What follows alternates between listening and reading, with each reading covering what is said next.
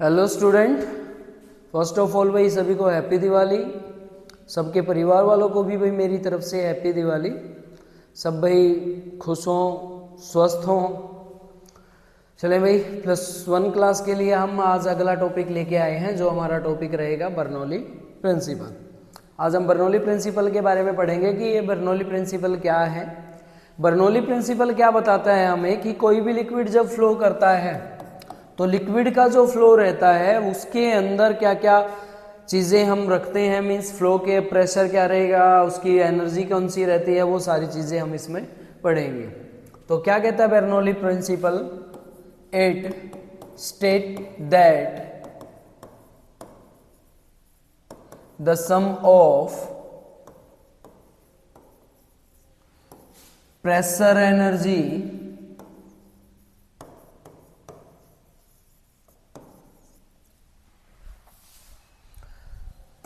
Kinetic energy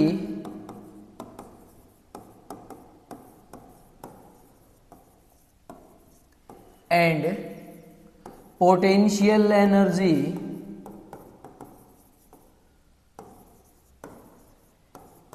per unit volume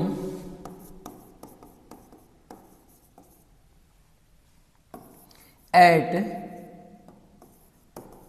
ideal liquid remain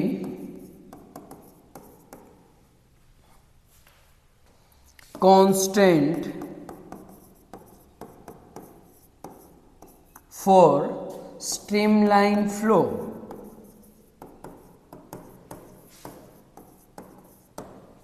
ये है भाई आपका बर्नौली प्रिंसिपल। तीनों एनर्जीज का जो सम होता है ना वो इक्वल होता है, कांस्टेंट होता है। जैसे pressure energy plus kinetic energy plus potential energy is equal to constant. हमने ये प्रूफ करना है।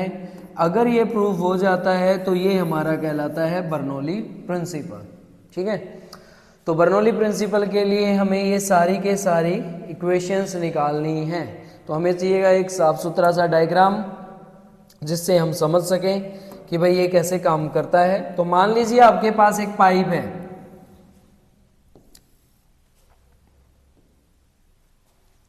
जिस पाइप का एरिया अलग अलग रखा गया है। यहां पे इधर जो है एरिया A1 है और इस तरफ एरिया क्या है A2। ठीक है, यहां पे मान लीजिए लिक्विड फ्लो कर रहा है आपका। लिक्विड फ्लो करने की डायरेक्शन कहां होगी? इस पॉइंट को हम मान लेते हैं A पॉइंट और ये पॉइंट है हमारा B पॉइंट।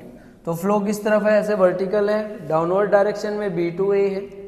यहां पे जो प्रेशर होगा लिक्विड का वो प्रेशर P1 मान लिया।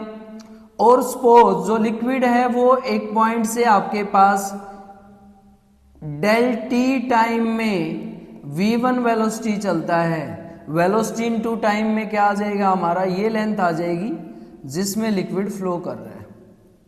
मीन्स ये निकालने के लिए हमने एक पर्टिकुलर एरिया मान लिया। ऐसे ही सेम जितने अमाउंट में यहाँ लिक्विड लिया है ना उतना अमाउंट का लिक्विड हमने लेना है जिसका मास सेम रहे दोनों जगह पे। तो ये वाला हम एरिया मान लेते हैं जो डेल टी टाइम में जिस वेलोसिटी से चलता है v2 वेलोसिटी से, तो कितनी लेंथ बनाएगा ये? L2 डिस्प्लेसमेंट कर लेगा। ठीक है, यहां प्रेशर P1 है तो यहां पे प्रेशर हमारा क्या हो जाएगा? P2। यहां पे वेलोसिटी V1, यहां पे वेलोसिटी V2। ये आपके पास लिक्विड है, सेम लिक्विड फ्लो कर रहा है पाइप में, तो लिक्विड की जो डेंसिटी रहेगी वो हर जगह पे सेम रहेगी। तो इसकी डेंसिटी मैंने मान ली रो। ठीक है, और दोनों को पाइप के जो है वो एक हाइट के ऊपर रखे गए हैं, जहां से हमें डायग्रामली पता चल रहा है कि H2 हाइट ज्यादा है H1 हाइट से। हमें बस इनकी इक्वेशंस के अकॉर्डिंग तीनों इक्वेशंस को, प्रेशर, काइनेटिक एनर्जी और पोटेंशियल एनर्जी को निकाल के उनको प्रूव करना है कि जो फॉर्मूला हमने पीछे लिखा था वो उसके बराबर है कि नहीं। तो पहले तो इसकी हल्की सी कंस्ट्रक्शन आप लोग डालेंगे। कंस्ट्रक्शन में हमने क्या लिया है, पाइप लिया है A to B cross section area A1 and A2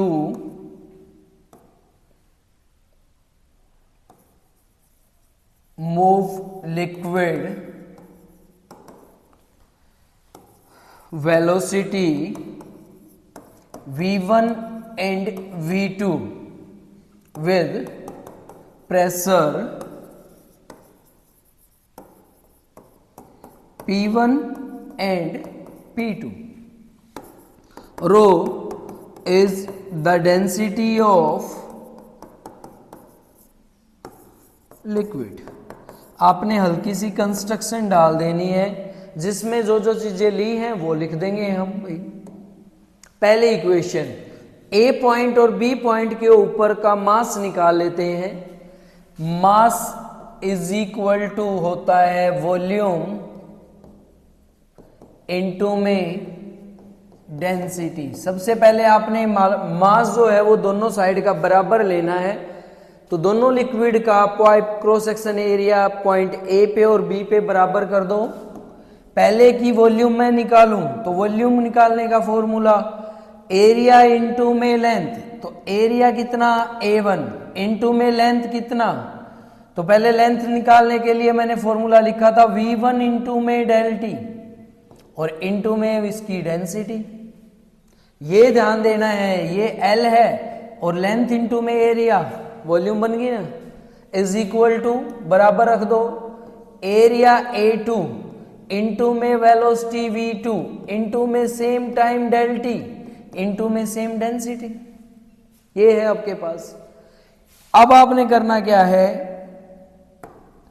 जो प्रोसेस जो कटने वाले हैं उनको काट दो। सेम वाले डेल टी से डेल टी कैंसिल, रो से रो कैंसिल। क्या रह गया हमारे पास, जो मास है is equal to A1 V1 is equal to A2 V2। जहां भी हमें जरूरत पड़ेगी हम इसको यूज कर लेंगे।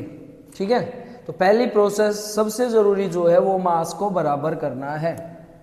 अगला अब निकालेंगे, पहले निकाल लेते हैं kinetic energy. Kinetic energy of a liquid on point, final में से इनिशियल माइनस कर दो B minus A। Kinetic energy का फॉर्मूला क्या रहता है, 1/2 mv²। दोनों इक्वेशन के लिए बनाए भाई।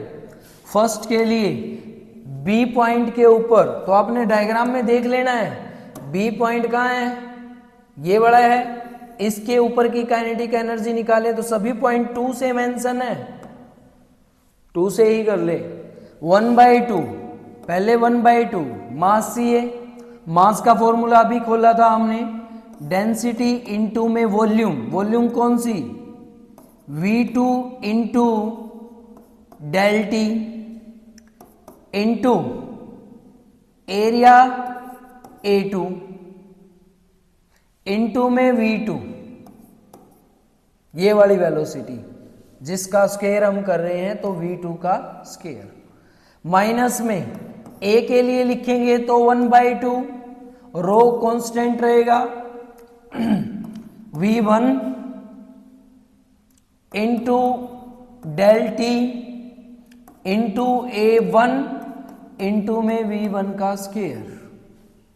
पूरे फॉर्मूले में मास की जगह पूरा मास और वेलोसिटी की जगह ये वेलोसिटी। ऐसे ही A पॉइंट के ऊपर सोल्व कर लो, कुछ कॉमन आता है 1/2 रो डेल टी कॉमन आ रहा है। ठीक है, इधर बच गया हमारा V2 A2। ठीक है, और इस तरफ क्या रह गया हमारा V1 A1 माइनस में V1 A1। एक काम करना, यहां से आप रिप्लेस कर लो, V2 A2 को भी क्या लिख सकते हैं हम, ये देखो पीछे हमने फॉर्मूले में अभी बनाया था मास वाले कॉन्सेप्ट में, V2 A2 को क्या लिख सकते हैं, A1 V1 लिख सकते हैं ना। तो इसको आप चेंज कर लेना इधर से ही, इजी रहेगा आपका। ये वाला जो कॉन्सेप्ट आप कर रहे हो तो इसको हम लिख दें 1/2 रो, इसको एक साथ लिख लो। इसको मैंने लिख दिया V1 A1, इस V2 A2 को चेंज कर लिया मास वाले कॉन्सेप्ट से, तो क्या रह गया हमारे पास, डेल टी V2 का square minus 1/2 rho V1 into में डेल टी। ए को इसके साथ लिख लेना, V1 A1 इंटू में डेल टी इंटू में V1 का स्क्वायर। अब ले लो कॉमन, कॉमन लोगे तो अब आपकी काफी चीजें कॉमन आ गई। 1/2 rho V1 A1 del T, और अंदर ब्रैकेट में क्या रह गया हमारे पास, V2 का स्क्वायर माइनस में V1 का square. First equation kinetic energy भाई आपकी है, काइनेटिक एनर्जी बन के आ गई। अब हमें चाहिए पोटेंशियल एनर्जी। पोटेंशियल एनर्जी निकालने वही 2 पॉइंट के ऊपर की, potential energy on point B minus A. Potential energy B और ए की निकालेंगे तो पोटेंशियल एनर्जी हमारी होगी, पहले वही फॉर्मूला लिखें, potential energy is equal to mass mgh, क्या रहेगी, mgh। सोल्व करें, पहले बी पॉइंट के ऊपर मास, पूरा मास खोल के लिख लें भाई, फॉर्मूला वही रो इनटू में A1 V1 डेल टी, हो गया मास का फॉर्मूला, इनटू में G, और यहां पे हाइट क्या हो जाएगी, H2। B पॉइंट के ऊपर सभी 2 हैं तो 2 निकाल लिया, माइनस A पॉइंट के लिए निकालेंगे तो रो इनटू में A1 V1 del t into में Z H1। अब वही कॉन्सेप्ट, A2 V2 को A1 V1 के बराबर रख लेंगे, सीधा लिख रहा हूं मैं, कॉमन क्या आ गया, रो A1 V1 del T Z, अंदर क्या रह गया, H2 माइनस में H1। बार बार बताने की जरूरत नहीं है, ऊपर आप एक इक्वेशन में बना दो फिर कॉमन ले लो। सेकेंड इक्वेशन आ गई। थर्ड इक्वेशन, हमें चाहिए प्रेशर। प्रेशर निकालने के लिए आपको फोर्स का फॉर्मूला चाहिएगा, तो आप निकाल लो work done, work done by liquid flow B2A, और B2A फ्लो कर रहा है तो फाइनल पोजीशन क्या होगी हमारी, A। वर्क डन का formula, work is equal to force into में डिस्प्लेसमेंट, और खोल लो प्रेशर इंटू एरिया इंटू में डिस्प्लेसमेंट। लिखें पहले के लिए P1 pressure, area A1 into में डिस्प्लेसमेंट। डिस्प्लेसमेंट क्या है इसमें डिस्प्लेसमेंट वो लेंथ है आपकी जहां पे ये फ्लो कर रहा है, ये वाला। तो क्या ली थी हमने, डेल टी V1 इसके लिए है, तो इसके लिए V1 डेल टी, ठीक है, minus P2 pressure, A2 area into V2 del t. हो गया कंप्लीट हमारा प्रेशर, एरिया और वेलोसिटी टाइम, ये हमारा प्रेशर यहां पे आ गया है। और क्या रह गया इसमें, work done by liquid flow to B2A, work is equal to force into में एरिया, ठीक है।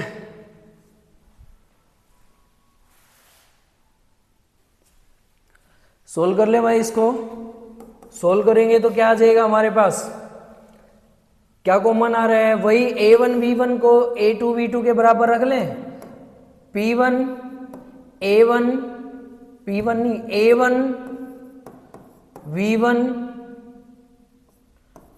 डेल टी, और क्या रह गया P1 माइनस में P2। थर्ड इक्वेशन ये तीनों इक्वेशन हमारे पास बन के आ जाएंगी। पहले में काइनेटिक एनर्जी निकाल लेंगे, पहले काइनेटिक एनर्जी, फिर काइनेटिक आपका पोटेंशियल एनर्जी, और फिर निकाल लेंगे वर्क डन। ये वर्क डन आ गया। अब क्या कहता है ये, जो टोटल नेट वर्क डन है वो टोटल एनर्जी के equal, work is equal to energy होती है। तो total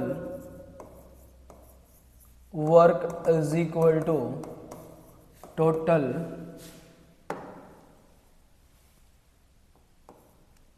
energy. Work is equal to अभी निकाला है W, और total energy kinetic energy plus potential energy.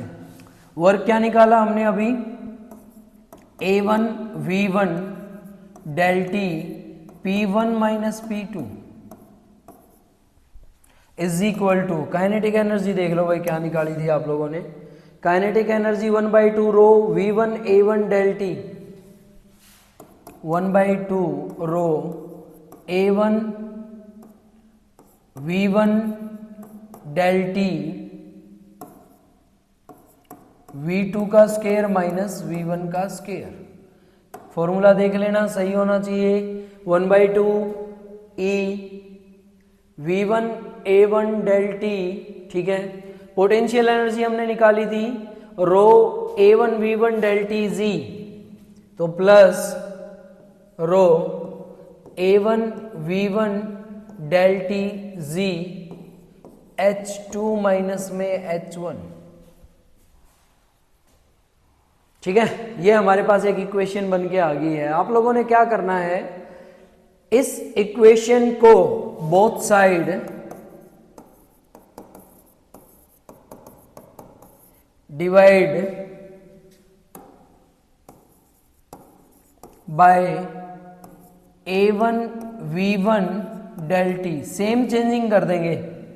पहले वाले में A1 V1 del T P1 minus P2 को डिवाइड कर दें A1 V1 del T is equal to, second 1/2 rho A1 V1 del T V2 का स्केयर V1 का square divide में A1 V1 del T plus rho A1 V1 del T Z H2 minus में H1 divide by A1 V1 del T। कुछ कटता है तो काट दो, इधर A1 V1 डेल T से A1 V1 del T cancel, इधर ये कैंसिल, इधर ये कैंसिल। ये वो इक्वेशन हम कैंसिल कर रहे हैं जिनके चेंज लिक्विड में, जिनके फ्लोट होने से चेंजिंग नहीं आता, ठीक है। तो आपके पास फॉर्मूला क्या रह गया, P1 minus P2 is equal to, kinetic energy की तरफ रह गया 1/2 रो V2 माइनस 1/2 रो V2 माइनस V1 का स्केयर प्लस पोटेंशियल एनर्जी में क्या रह गया हमारे पास, रो Z H2 माइनस H1, रो Z H2 माइनस में H1। सिंगल 1/1 वाली टर्म एक तरफ कर लो, 2/2 वाली टर्म एक तरफ कर लो। अगर दोनों सिमिलर आ जाते हैं तो अपने आप को क्या कहलाएंगे, कांस्टेंट। ये देखें P1 इस तरफ से V1 की इक्वेशन बाहर ले आओ। V1 की अगर मैं इक्वेशन, पहले तो इनकी इक्वेशन बना लो, पूरी लिख लो ताकि गलती ना करो आप लोग।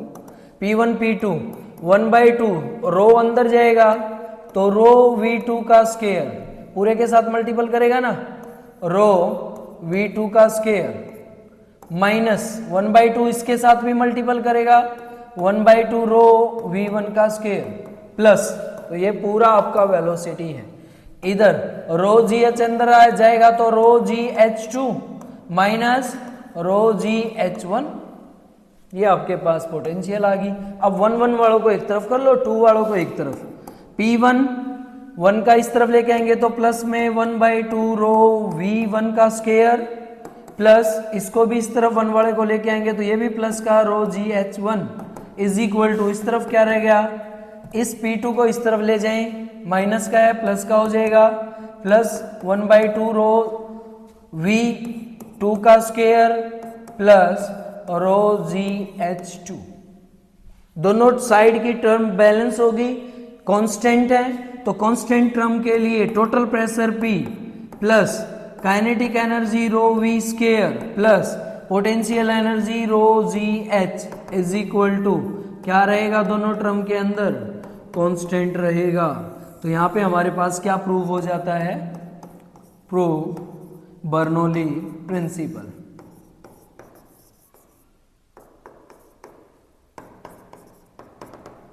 यह आपका बर्नौली प्रिंसिपल का प्रूफ रहता है।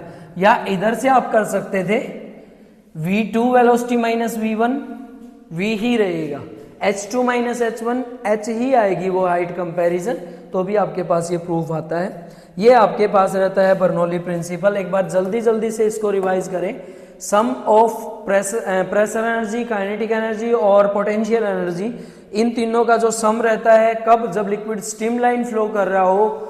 लिक्विड कैसा होना चाहिए, आइडियल होना चाहिए, मींस नॉन विस्कस लिक्विड हो, इनकम्प्रेसिबल हो, ठीक है।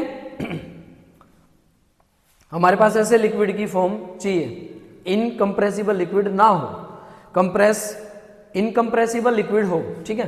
तो आपने ये रखना है। सेकंड में आपने क्या करना है, इसके लिए भाई डायग्राम बनाना है, डायग्राम के साथ आपने कंस्ट्रक्शन में जो जो चीजें ली हैं वो दे देनी है। थर्ड आप में पहले सबसे पहले मास निकाल लेंगे, मास में दो एक इक्वेशन आ जाएगी, ये बहुत काम आएगी आगे।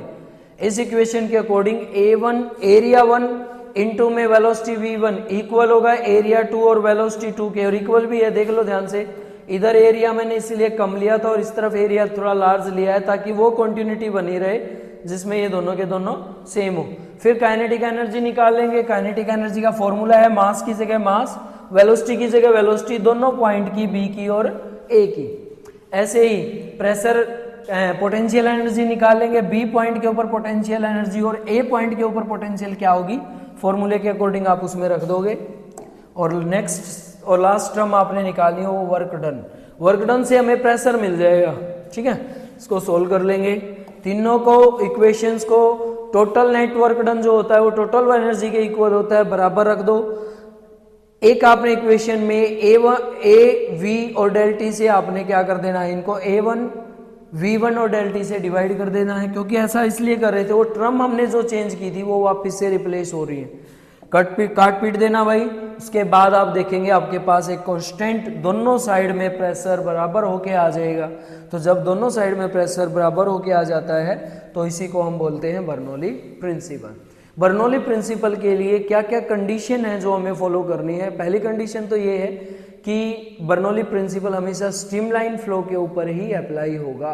स्ट्रीमलाइन फ्लो क्या होता है वो पीछे वीडियो में हम कर चुके हैं, आप पीछे से देख लें। और सेकंड जो रहता है ये हमारे पास नॉन की विस्कस मीडियम के पास रहेगा, ज़्यादा विस्कस मीडियम के ऊपर ये एप्लीकेबल नहीं रहेगा। और थर्ड कंडीशन है वो ये है कि सॉल्यूशन जो हमारे पास होना चाहिए, जो हम लिक्विड यूज़ कर रहे हैं वो हमारा इनकम्प्रेसिबल लिक्विड होना चाहिए, ठीक है, कंप्रेसिबल लिक्विड नहीं होना चाहिए। तो आपने ये ध्यान रखना है भाई, ये टॉपिक कंप्लीट करना है, बड़ा इंपॉर्टेंट टॉपिक है, ठीक है। इसके बाद जब हम ये टॉपिक कर लेते हैं तो अगला जो टॉपिक रहता है हमारा वो टॉपिक है एफ्लक्स। एफ्लक्स क्या रहता है हमारे पास, स्पीड ऑफ एफ्लक्स बोलते हैं इसको,